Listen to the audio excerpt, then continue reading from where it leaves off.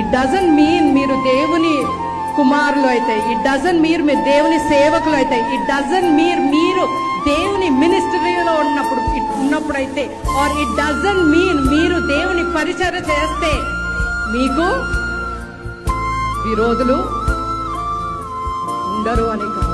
There are lot of people. My dad is the best example. దేవుని సేవ చేస్తూ he got cancer. అంటే మన డాడీకి క్యాన్సర్ రాకూడదు కదా, మై డాడ్ గాట్ క్యాన్సర్. ఇట్లా చాలా మంది ఉన్నారు. మై మామ్, మా మమ్మీ ఆత్మీయ తల్లి గారు కోవిడ్ టైంలో సిమ్టమ్స్ ఉన్నాయి, షీస్ బీన్ ఐసోలేటెడ్, కొన్ని డేస్ ఐసోలేటెడ్. నన్ను అక్కను కూడా అసలు రానివ్వలేదు మా మమ్మీ.